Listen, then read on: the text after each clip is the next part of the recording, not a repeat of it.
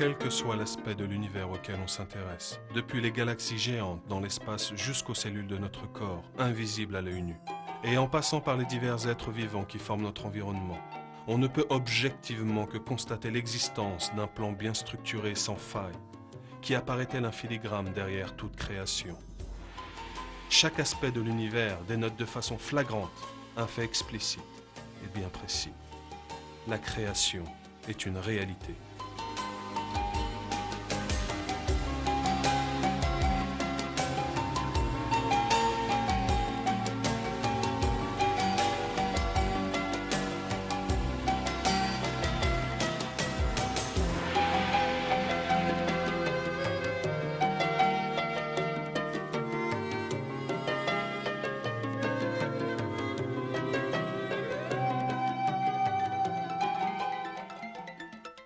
Le monde dans lequel nous vivons foisonne d'une vie fonctionnant selon des principes immuables et étonnamment sans faille. Nombreux sont les êtres vivants réellement stupéfiants, depuis les oiseaux jusqu'aux plantes, et des poissons aux insectes dotés ni d'intelligence ni d'esprit, et parfois même tout bonnement dépourvus de cerveau, qui suscitent notre admiration, vu les actes évolués qu'ils accomplissent.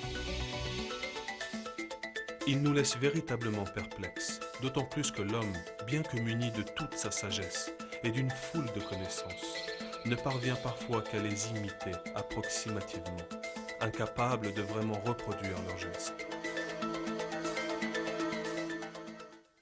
Dans tout ce qu'Allah a créé dans les cieux et la terre, il y a des signes, certes, pour des gens qui craignent Allah.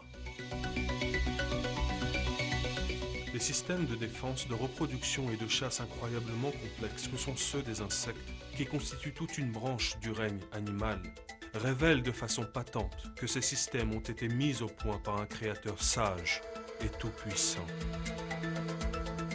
La conception merveilleuse des insectes est une preuve de l'existence d'Allah et de sa création parfaite. Toute personne qui réfléchit avec une conscience claire et un esprit dénué de préjugés ne peut arriver qu'à cette conclusion. D'autre part, le nombre d'insectes sur Terre est stupéfiant. Pour chaque être humain, il y a environ 200 millions d'insectes, ce qui équivaut à 10 millions d'insectes au kilomètre carré. On estime à 30 millions le nombre d'espèces d'insectes, dont beaucoup n'ont même pas encore reçu de nom.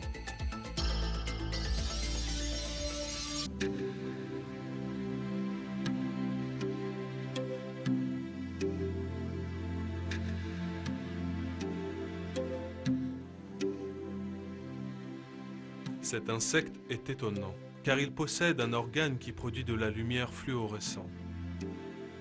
Ce phénomène a une grande importance pour la préservation de l'espèce, parce que le mâle et la femelle se reconnaissent mutuellement grâce à ce repérage lumineux. L'organe fluorescent de la luciole est composé de 3 niveaux, tout comme les phares d'une automobile. Les cellules génératrices de lumière se situent dans la couche inférieure. Leur rôle est de produire une substance combustible qui va réagir avec l'oxygène de l'air sous le contrôle d'une enzyme. Résultant de cette réaction chimique, la lumière fluorescente produite est d'abord transmise à la couche concave adjacente, puis à la couche supérieure transparente, où elle est alors réfléchie.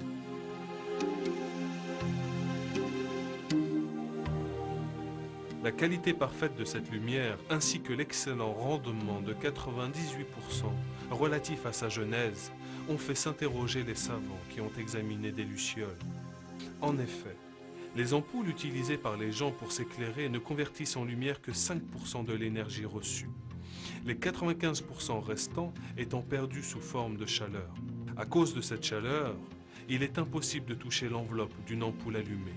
Mais bien qu'une luciole produise 20 fois plus de lumière qu'une ampoule classique, la température de son corps n'augmente pas, car il s'agit de lumière froide.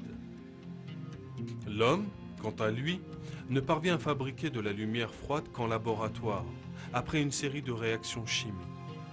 Il serait tout à fait irrationnel de prétendre qu'un système lumineux aussi complexe aurait été conçu et installé par la luciole en elle-même. Et il serait encore plus absurde de lui appliquer la théorie de l'évolution, à savoir que tout ceci serait l'heureux aboutissement d'une série de coïncidences dans la nature.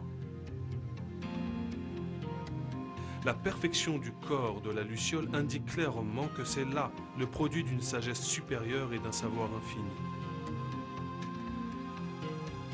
Allah a créé toutes les espèces vivantes en les dotant de qualités spécifiques. Et il nous montre au travers de cette création sa puissance infinie. Dans un verset du Coran, les gens sont invités à réfléchir sur ce point.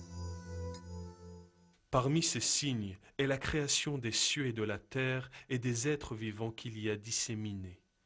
Il a en outre le pouvoir de les réunir quand il voudra.